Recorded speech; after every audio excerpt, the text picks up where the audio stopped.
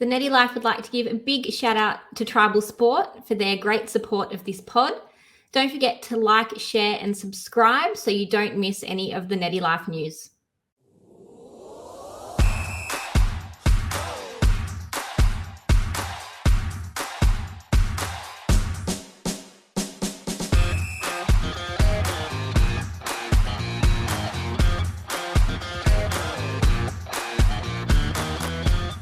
Hello, Netty lovers, and welcome to a very, very, very special episode of the Netty Life.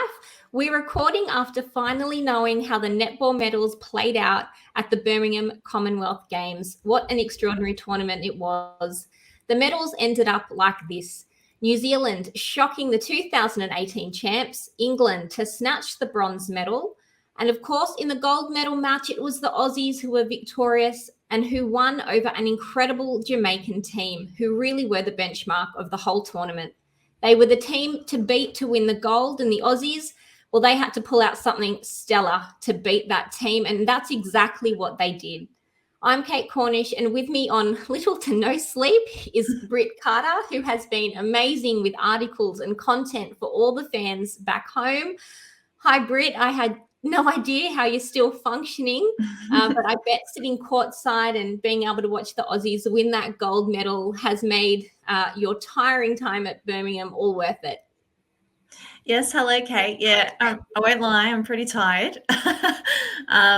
Finally got a full night's sleep last night. And yeah, finally got to wash my hair. So things are all good here. And I think after you win, yeah, I think after you win a gold medal, you can't be too unhappy, can you? And just, I think the wonderful thing was because there wasn't many people cheering for Australia inside the stadium there at Birmingham, it was very easy and obvious to spot the Diamond supporters group. And so I sort of, once they'd won the gold medal and the ceremony was about to happen, I sort of sidled myself up near that group and was just soaking up all their vibes and all their support from friends and family for the players. And it was just, yeah, really hard not to cry at that point because you had baby Bobby waving to Gretel when she was up on the big screen getting her gold medal, and just little moments like that. Kira Austin waving to her sister, so just things like that really tug at your heartstrings. I think,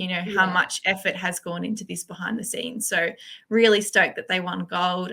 It was close there. And I know we're obviously going to elaborate and pick apart the game and analyze it and talk about how strong Jamaica were. But honestly, it could have gone either way. And such a cliche in sport, but this match really could have gone either way. And we can't say that for many matches over the years between Jamaica and Australia. So it was fantastic to see.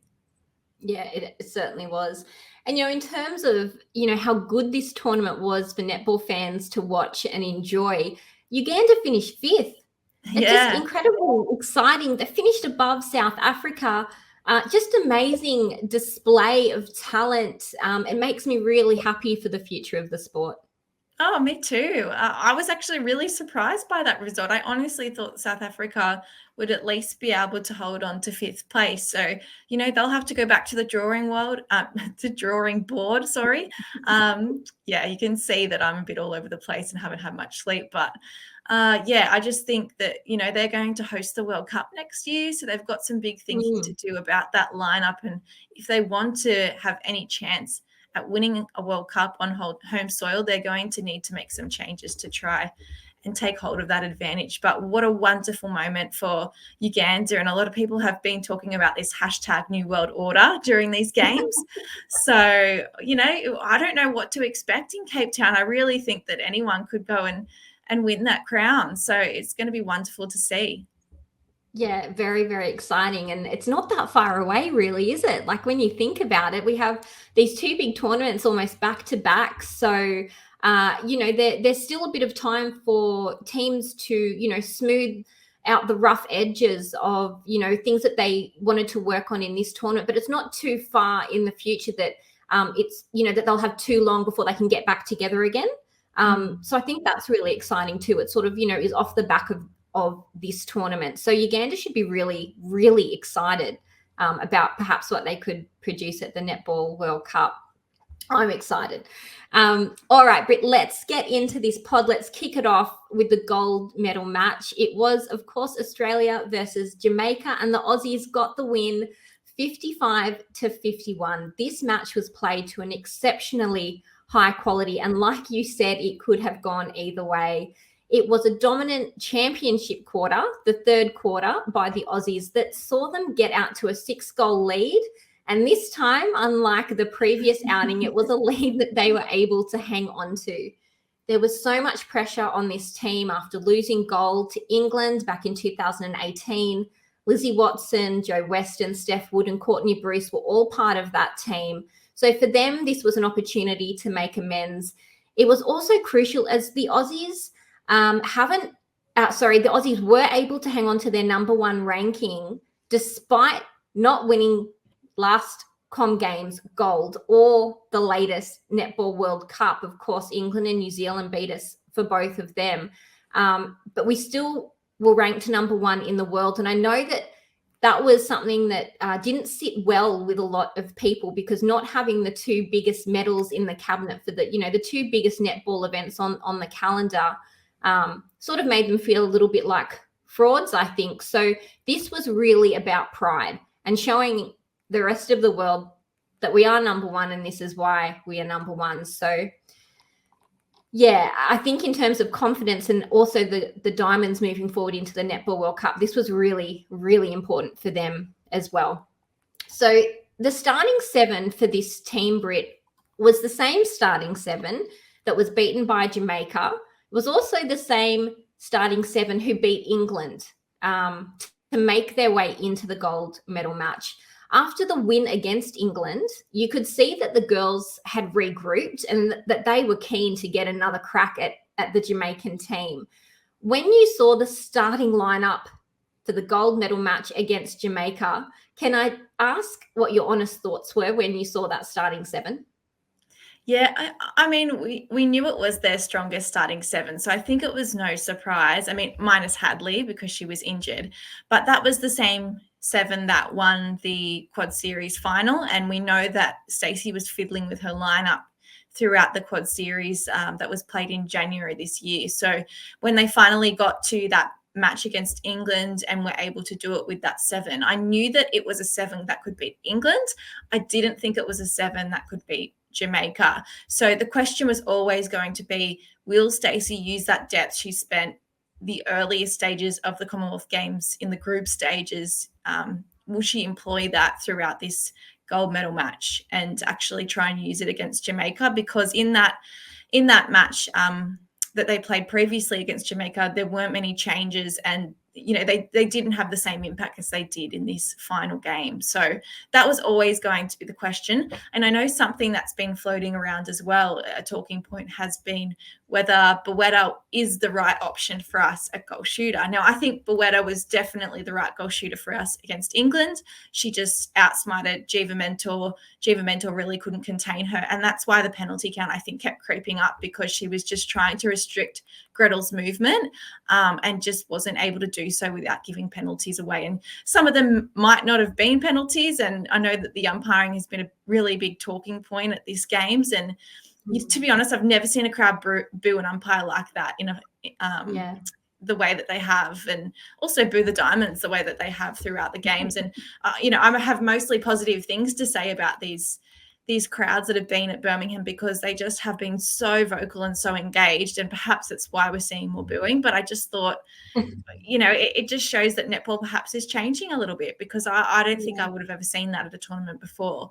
But yes, I think, when we come into that Jamaica match, we saw that Gretel Bowetta against Shamira Sterling, that was a bit more of a dicey matchup. And we know that coaches do make selections based on matchups. So, I don't have an issue thinking at the moment that she is our best goal shooter, but she's not going to be our best goal shooter against every team.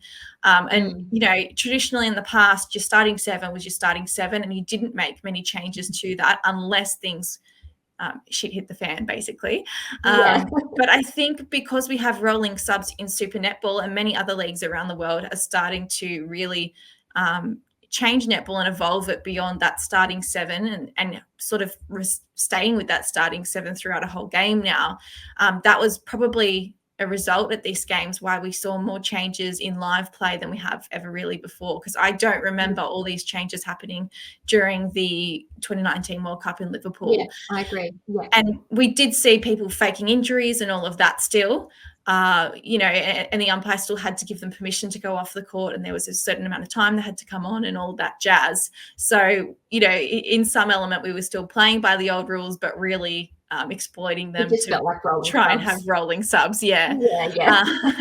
But you know, I just think that it shows that all of that depth that Stacey created throughout the early stages of the tournament did come to fruition at the end. And whether she'd held back on them in the game against Jamaica in the group stages to sort of give them an extra bit of punch in that final, I don't know, because we don't even know if Jamaica would have made that final. So some people have been saying that, but part of me thinks that can't be right, because you want to win every game you coach. So but yes, to answer your question, I think that we knew that starting seven changes would have to come at some point, whether it was Bruce, whether it was Bowetta. And even in that mid-court, we didn't see a change there in the end. But I just thought that, okay, if this is the starting seven, we need something different at some point. And I was worried in that first quarter, because as you're going to allude to, I think when we start to talk about the changes that happened, that ball was whizzing in right over the head of Laddie Wilson and Shamira Sterling. And I thought, is this the only game plan we have? This is not going to work against Jamaica. They're going to pinch that ball. So I was worried in that first quarter. And as you're going to talk about, I think now those changes did come, and thank God they did. Thank goodness they did. Like, I'm serious, my palms are starting to sweat now just thinking about the lead up to the changes coming, I have to tell you, because all right. So the pressure, right? The pressure was on. It was on. So we're gonna move into the second quarter, start talking about that. First quarter is actually pretty good. We did have a lead heading, I think it was by 2 heading into the second quarter. No one was quite convinced, but we did have the lead. So, you know, that was something. The starting seven remains the starting seven for the start of the second quarter. But the wheels start to fall off as this second quarter continues, and we squander the lead that we have. The attack is not working anymore. It has come to a grinding halt. And what we're actually doing is playing into the hands of the beautiful combination of Shamira, Sterling, and Laddie Wilson. They were getting up to those high balls that nobody has a right to get, but they managed to turn themselves inside and out to tip these balls. And our attack is clogged up. We're forcing the ball in again. And because we're forcing that ball in, we're losing possession. And in defense, even though it was a much tighter and a really good performance, I think, really across the whole game, much tighter than it was in that first game against Jamaica, the balls were starting to get into Fowler with too much ease. So the first change that Stacey Marinkovic makes is Sarah Clow into goalkeeper, which pushes Bruce out to goal defense and puts Joe Weston to the bench. A minute later, she gets Cara Conan on under the post in at goal shooter, which means that, and this makes my heart happy, Gretel Bowetta can move out into goal attack, because for me, that is where she shines. It's a genius move at this point in time, because we're down. We've lost our lead, in fact. And this changes the entire momentum of the game. It was a change that needed to happen, and the impact was immediate in this gold medal match. What do you think, Britt? We didn't lose the lead from there, put it that way. I just think that, you know, I don't think the moves were genius in the sense that we'd already seen these combinations before and knew they were strong. And I think after that match against Jamaica in the group stages that we lost, many people were calling for these changes. So I think in the wider community, we knew that these combinations could get it done. But I think what was genius from Stacey Marinkovic was the timing of the change, right? Knowing, okay, now is the time I need to hit that. And perhaps she showed her hand with those changes a little bit earlier than she expected she might, because I think that, you know, Diamonds would have been hoping they head into maybe the third quarter or the fourth and they start to lose that momentum. Jamaica takes over, then they make their change and they carry on, right? But it had to happen at that moment in the second quarter. It was midway through the second quarter. First that cloud change, then the Conan one straight after it when Jamaica banked two goals, you know, straight in after Cloud came on too. So I think that was really bold. It was a moment where she stood up, Stacey Marinkovic, and we'd criticised her for the way that she'd constantly rotated through the side earlier in the stages, built all this versatility, built all this depth. Conan and Bowetta was a combo that I was personally loving so much and was hoping that we might see in the later stages of the tournament because that just works. Those two are brilliant together. It's like they know the inside and out of the game. And you know, I discovered after speaking with Cara Conan after one of the earlier matches that it shined that they'd actually grown up playing in the Queensland pathways together, as had Steph Wood, you know, in that same A&L team for Queensland at one point. So, you know, I was really hoping we might see that combination again. To see it in a gold medal match, I thought we've got this in the bag. And that sounds really confident, but just the way that Conan opened up space, the dodges along the baseline, the sweeping around the front. Jamaica obviously had a game plan to shut Gretel Bowetta down.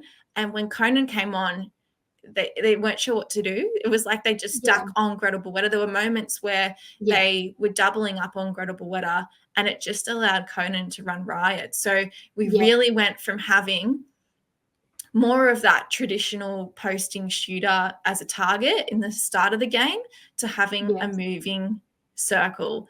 And wow, like Steph Wood has been fantastic all tournament. So I was a little bit sad that she wasn't there to celebrate at the end on court. But at the end of the day, you've got to use what you've got in your toolkit. And Cara Conan was the answer to the win for me. And just moving Bruce into goal defense, the way she shut down Beckford was immense. So the stats that I had was that Shanice Beckford in goal attack had scored 4 out of 4. Yeah, she scored 4 goals out of her 4 attempts to be at 100% by halftime. In the final half of the match, she only converted 1 more goal. So she was 5 from 5 to finish. So that just shows you the impact Bruce had at completely taking her out of the game. And I think that was a mistake Australia made in that first match against Jamaica, in that they didn't do enough work out the front. And I don't think that you know, a lot of people were heaping blame on Bruce at that point. And we've seen that if Bruce was shifted to goal defense, she had exactly what she needed to win this match for us. It was just perhaps that she needed someone to help out the front. And I think as well, Ash Brazel and Kate Maloney really stepped up to the plate in this match. And they really limited what those mid-quarters for Jamaica could do. So all the criticisms we had of Stacey Marinkovic about not having a good game plan to defeat Janelle Fowler, who she'd coached for 4 years at West Coast Fever and should know how to beat, all the criticism we had about her not making changes, all of that came to fruition in this final match. And I mean, we've got to be critical and analyze each game as it happens. So I don't regret a lot of the things we said back then, because would Stacey have taken notice of what had happened? You know, if they hadn't lost that, I think that it would be very different. You know, if we had won that first match against Jamaica, I'm not sure that we would have played that same game in that gold medal match that we needed to play. So I think it was genius in the sense that she just went back to the drawing board and learnt from all of the mistakes that were made in that earlier game. Yeah, and I think, you know, we've said before, you're only as good as your last coaching performance. And she did what we hoped she would do, which was be brave enough to go to her bench, who are starting 7 players in their own right, and really have a look at the matchups and say, okay, well, Gretel's being beaten by Shamira Sterling because our game plan to Gretel is to go over the top. Now, that is Shamira's bread and butter. So if you take that away from Shamira Sterling, she's not a regular goalkeeper, but you take away her skill, which is in the air. So Cara Conan coming on just makes Shamira Sterling have something else to think about, which is baseline dodges, strong leads, screens, the whole bit. And that is a part of Gretel Buetta's game as a shooter that she just doesn't have yet. And that's not to say she won't have that if we continue to, want her to play at goal shooter. But at the moment, for me, where she shines is at goal attack. And when she put that goal attack bib on, it was like the heavens had opened, the sun had come out, the good things started to happen first. That's how I felt. It was like she'd put a favorite pair of old shoes on again, and she was good to go. What was worrying me about Gretel in goal shooter was that she didn't want to go to the post. We know she's accurate from more than a foot out, and she kept wanting to pass the ball out, and we were getting tips and turnovers from the Jamaican defense. The second she put that goal attack bib on, that girl didn't blink again for the entire game. That's where she was most confident. So that was a huge change for Stacey Mirinkovic to make the right change, and to have Cara Conan come on and go, oh yeah, no worries. Shamira Sterling has just played so well. We're going to move Gretel to goal attack. Do you mind popping in at goal shooter and just seeing if you can sort that out for us? Didn't phase her at all. I mean, what a superstar to have on your bench to come on with such confidence and take control of that attacking third just as much as Gretel Buetta did. She went out there and absolutely dominated as much as Janelle Fowler did up in that goal shooter and as goal shooter for Jamaica. She was so very, very good. And, the same sort of confidence that Sarah Clow comes off the bench with to match up against Janelle Fowler, which personally is how I think the match should have started, with Sarah Clow at goalkeeper and Courtney Bruce at goal defense, because that is a lethal combination. I think it also just takes that weird tussle that Courtney Bruce and Janelle Fowler have with each other. It's been feisty, hasn't it, considering their teammates? Less feisty in the gold medal match. I think they both sort of got it out of their system in the first one, which was good to see, because it was a bit weird actually. But yeah, Sarah Clow has had years of playing real life, big, massive games against Janelle Fowler. That is her bread and butter, playing against the best goal shooters in the world. Courtney Bruce doesn't play real life games against Janelle Fowler. She's up the other end watching her. So for me, Sarah Clow's the obvious choice. She's beaten her on court before in high pressure situations. So when that change happened, I thought brilliant move. And I thought I felt it let Courtney Bruce shine away from Janelle Fowler. That was, if I'm explaining it well enough, that's what I thought. She can go out and give 110% and not worry. I think though, I don't know if starting Clow at goalkeeper would have been the best move, in the sense that I think the surprise factor and, well, I mean, they would have been, guessing that Clow might come on, but I just think that the point of the game that it happened, both ends having that change at the same time really rocked Jamaica, and they weren't able to really quite recover from that, and they were pushing the whole game, right? So had they had that Clow combination to start with, and had it not come sort of towards the midpoint of the game, would they have figured it out, and would we have had to find a new combo? It's really tough to say in hindsight, but I actually think that bringing her on at the point that she came on was the perfect thing to do. And, we also, you would have seen, Kate, that I spoke with Sarah Clow after the match, and she actually revealed that Sunday Ariang was the key to the mindset that she took on court. So Sarah Clow wasn't expecting to go on when she went on. And Stacey Mirinkovic had sort of said, all right, you're on, warm up, let's go. The time is now. But she'd been having a chat with Sunday Ariang as the match was unfolding before that moment. And Sunday had said to her, I think that these are the things you could be doing if you go on, or I think this is what Courtney could be doing anyway. And then she was able to use that knowledge. So it was a wonderful moment that shows that a player doesn't have to make it on court to make a huge impact on a team. And Sunday Ariang deserves a lot of credit for the way that, I mean, Clow is experienced in playing on Fowler, as you've mentioned, for the Swifts. But I think that little pocket of wisdom she gave Sarah Clow before she went on made all the difference too. Absolutely, and it might make a difference for the Swifts against the Fever next year as well. So she's maybe given too much away, but she did walk away with a gold medal. So, Janelle Fowler's always going to be evolving her game. I don't think she'll ever be easy to shut down. No, she won't. That day will never come. We've actually got that audio of you talking to Sarah Clow and her explaining that whole situation. So let's have a listen to that now. It's such amazing insight, Britt, and this is what everyone's been doing while you've been away, bringing us these amazing insights, because we haven't had enough of them, I don't think. So let's go listen to that now and hear what she had to say about Sunday helping her before she went on court. Just an amazing result. Such a turnaround after what happened against Jamaica the other day. What are your thoughts just first off about the match? We always knew that they were going to come out strong. Obviously, there's quite a few of them in the SSN League, so we do come up against them week in, week out. I think our loss against them was almost a blessing in our favour. I think it made us analyse harder, it made us come up with tactics and go back to the drawing board. So I think it was just staying composed in those crucial moments. So I guess, last time we probably just made a couple of errors in that last quarter, but we learnt from our mistakes, thankfully, and we've ended up with the gold. Now the tournament's done, I'm hoping you can give me a bit more of an insight into the tactics, because you're not going to give them away. So what you said, you went back to the drawing board and you worked out what hadn't worked for you in that game against Jamaica. What was it that you needed to change? I guess we just analysed who was the dominant receiver.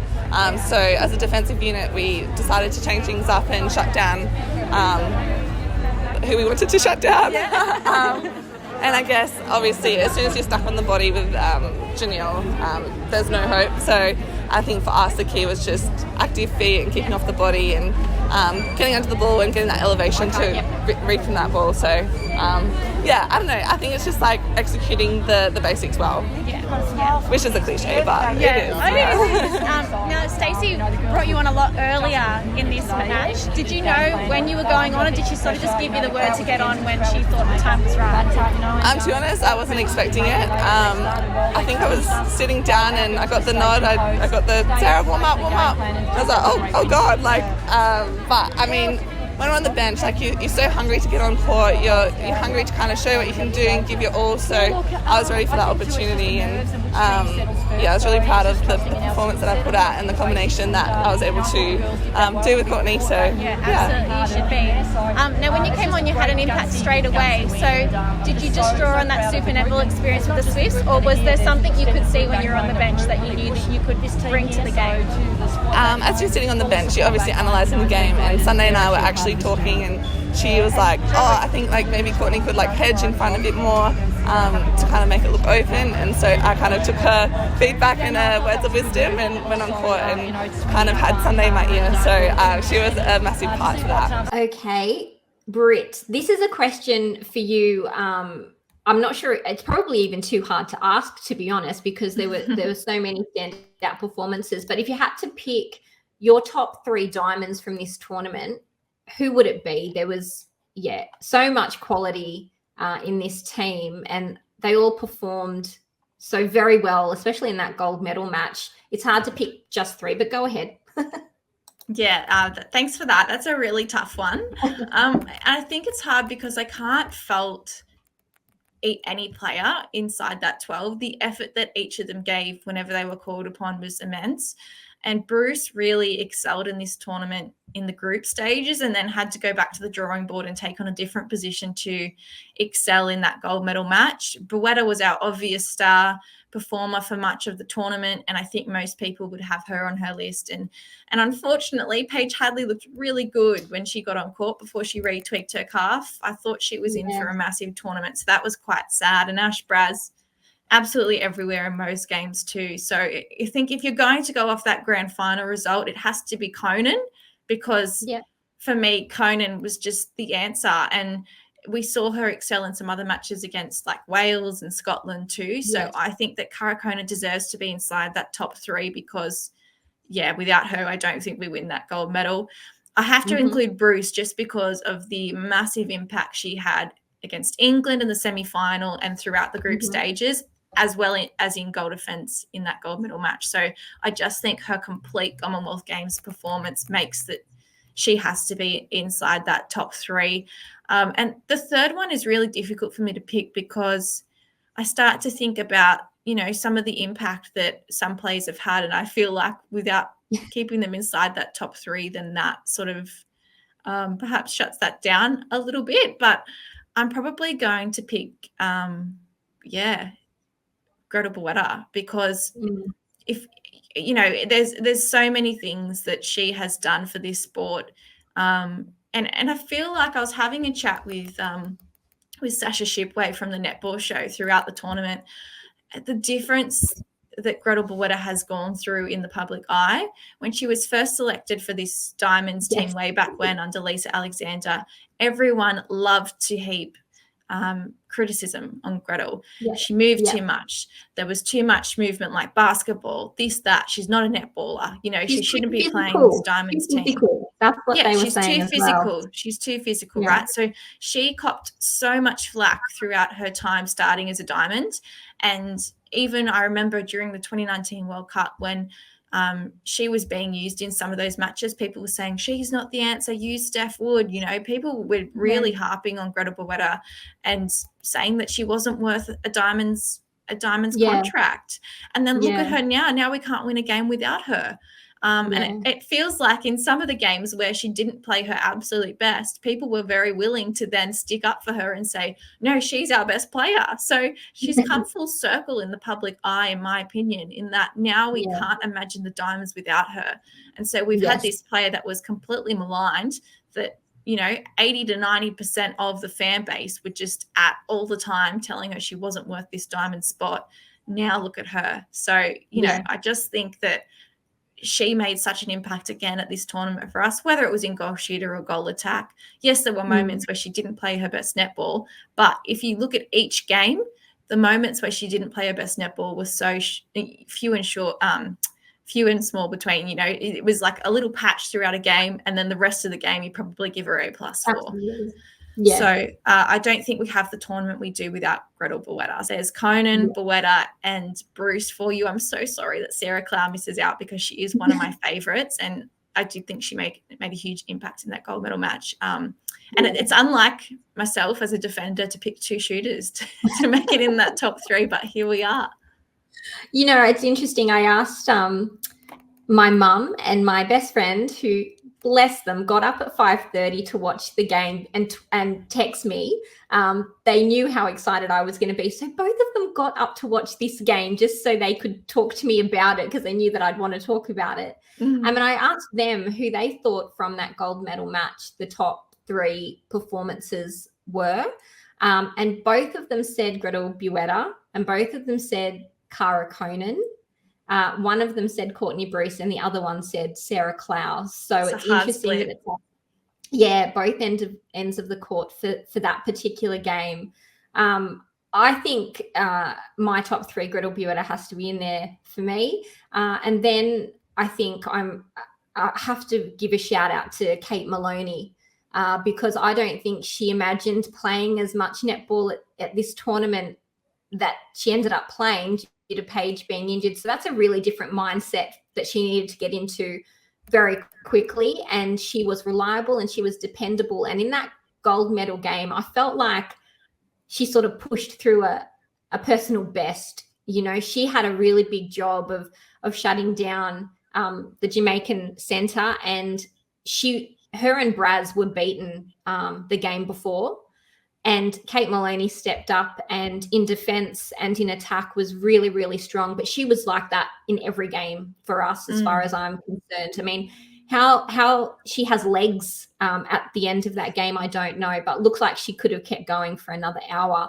I think she's someone who's very underrated, and I'm very excited to watch a Kate Maloney in the Vixens 2023, because I feel like now she will be at peak confidence and truly believe that she deserved that dress and deserved that medal. And for players like Cara Conan and Sunday Ariang as well, the 2023s that they're about to have is going to be incredibly exciting.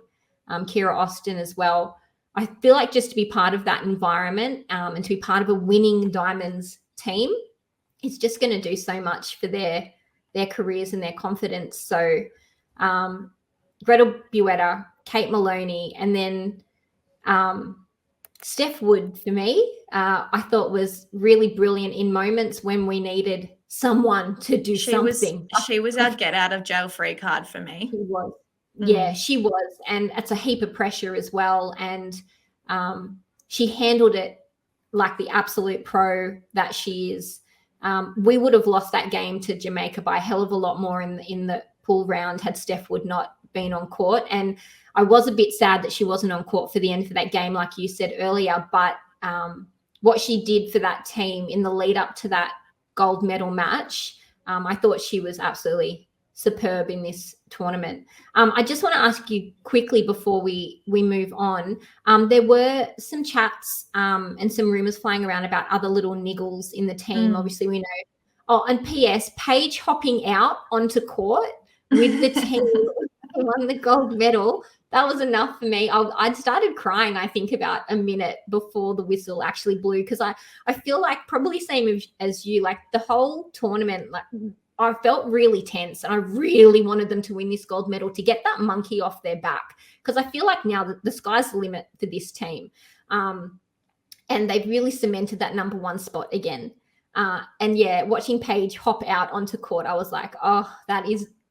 Her physio was probably like, stop it, stop the jumping. Were there any truth that you heard of to any more niggles or injuries in the Aussie camp? Because I feel like we're going to hear some stories come out in the next little bit of time about how this tournament really unfolded for the Diamonds. They've been so cagey about it all. Did you hear anything else? No, they're still being quite cagey, and I don't think in that moment that many people were willing to ask the question about whether they were carrying injuries, because it was just a moment that had to be celebrated for what it was on its own without any of that sort of hoopla following around it. But as we know, these stories, like you say, do come out in the wash eventually. And even when we think about Maddie Proud playing Super Netball Grand Final with a broken rib a couple of years ago, you know, that did eventually come out, but nobody was to know before the match. And so, yeah, I'm sure that we may hear of little niggles here and there. Certainly Sarah Clow was someone that I was hearing did have injuries, and I didn't see an injury from her when she was playing in that gold medal match. So it's hard to know, and it's hard to tell whether some of them just needed to sit out a game, because there weren't any changes in that game against England, and that did give some of the players another day's rest. So, we didn't see Sunday Ariang at all. There were rumours that she had a niggle.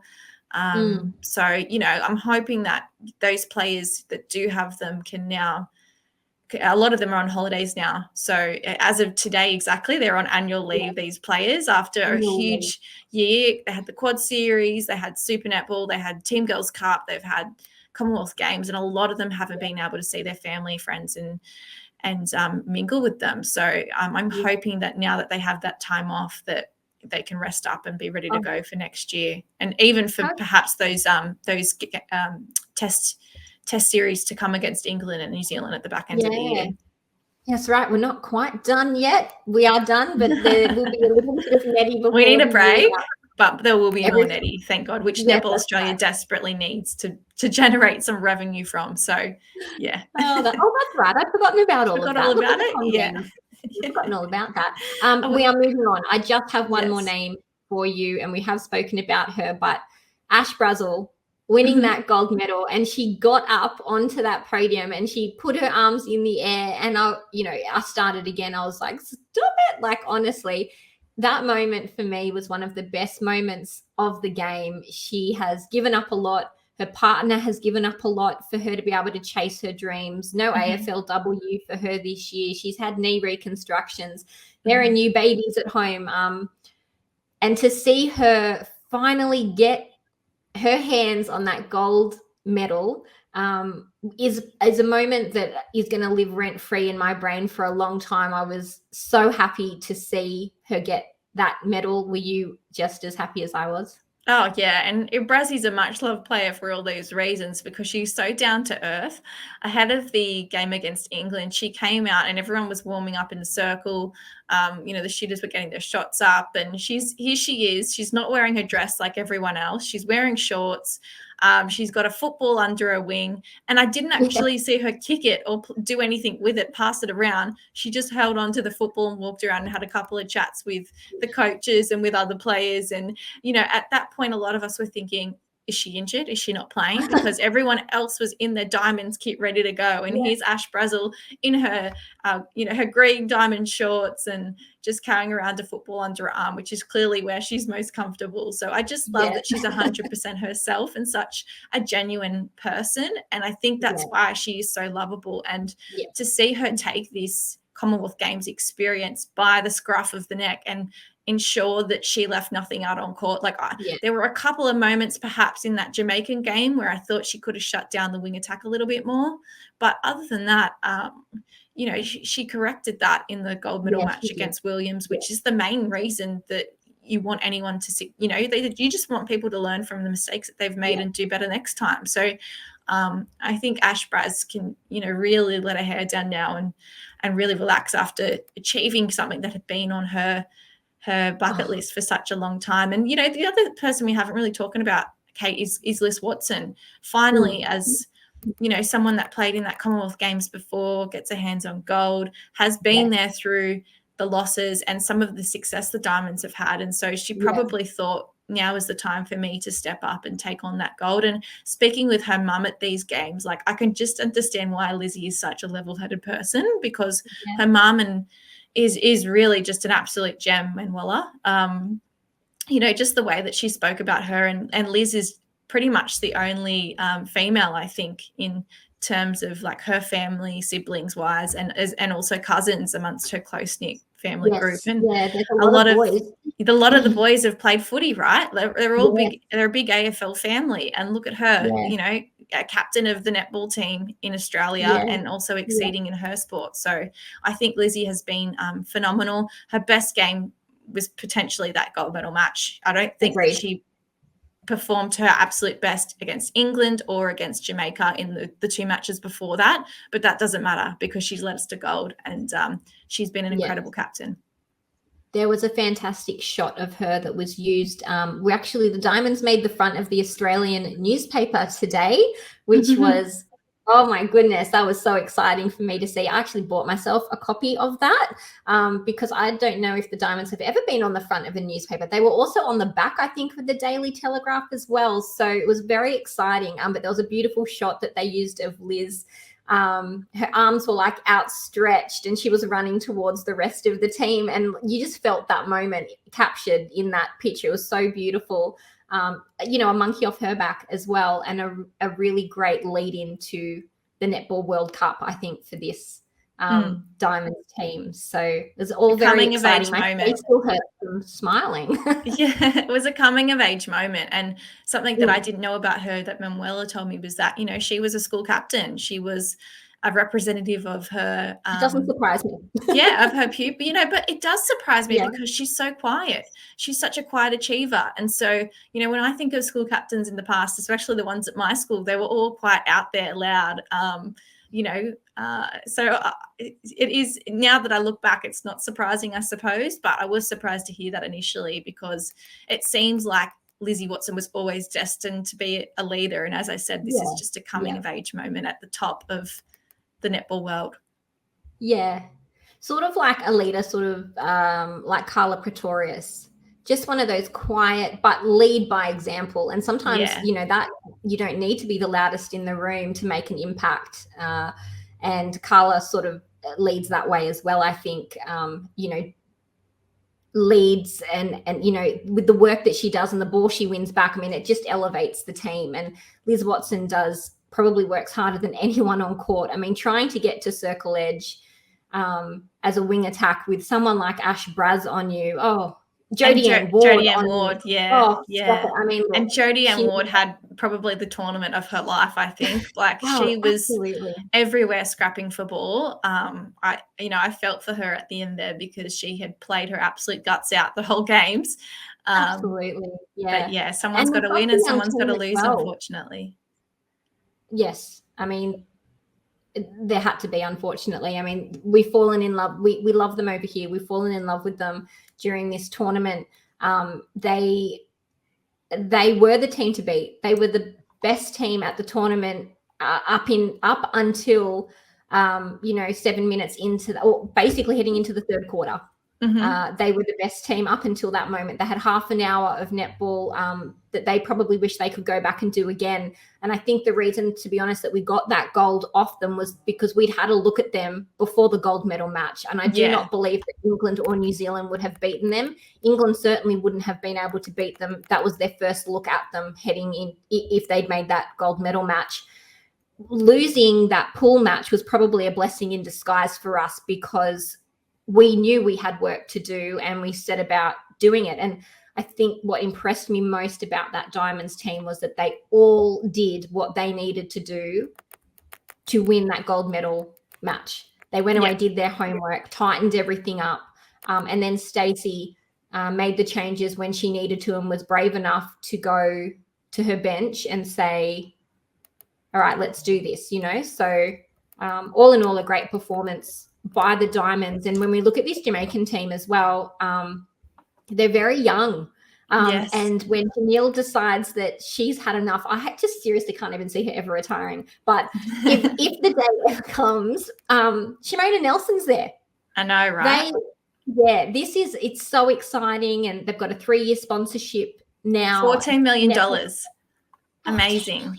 Imagine what that will do for them because, as Rob Wright was telling us at the end that, they don't have a strength and conditioning coach. There's no dietitian. There's no there's only one massage therapist for the whole team. They're severely under-resourced. Janelle was even saying they don't have a video analysis. They literally watch their own games back and then give themselves feedback about what to do. So the fact that they've made it to this gold medal match is just remarkable in its own sense. And like you say, couple of half an hour of netball, and if things had been different and we hadn't made those changes, they would have been on top of the podium. Yes. Yes, they would have, but that's not what happened. But they are going to be there at Netball World Cup, and really should send a shiver down everyone's spine because they're only going to get better and have more confidence going into that. So everyone watch this space, because I feel like now there's just going to be such a great rivalry between Australia and New Zealand. It is going to be worth getting up at whatever time of the morning whenever these two teams play, because it's on forevermore now. It's just on. It's very exciting. Well, thank you so much, Britt, for your insights today. It's been so nice to be able to pod with you while the Com Games has been going on, because your behind the scenes insights have been so fantastic. I've absolutely loved it. And that is our Com Games Netty wrap up from us. So thanks so much for engaging with us all over the last fortnight on Twitter. We've been able to bring you some great content. We've loved it. And we can't wait for some more Diamonds games later in the year. Big congratulations to all the nations who helped make a historic Commonwealth Games. In terms of World Netball now, wow, didn't things just get a whole lot more exciting? Congratulations. Didn't they just? Didn't they just? One last time, in case you haven't noticed, big congratulations to the Aussie Diamonds. We're very excited. Oh, we are. You look great in gold, we think. I've got one last thing for you, Kate, before we go. I just saw this tweet from Michael Hutchinson, who goes by the handle XLurch on Twitter. And I just think it sums up this Commonwealth Games run for the Diamonds so well. Queen Lizzie gets her gold. Sunday Ariang, just Sunday Ariang, full stop. Ash Braz giving up AFLW, doing it with just 11 players. Austin returning after an ACL. Gretel cements her place as a superstar. So many stories to tell with this bunch, and it just makes me want to cry, because it just has been such a momentous occasion for the Diamonds. It's been amazing. Absolutely. And also, why did we bother podding for an hour? We basically could have just covered it in one quote. Thank you, Michael, for wrapping up the pod so perfectly for us. And sorry we waffled on for so long. Michael was clear and concise, but yeah, that basically sums it up. All right, that's it from us. It is bye for now. Bye. Thanks for watching the Netty Life, and a big thanks to Tribal Sport for all of their support. Don't forget to like, share and subscribe so you don't miss any of the Netty Life news.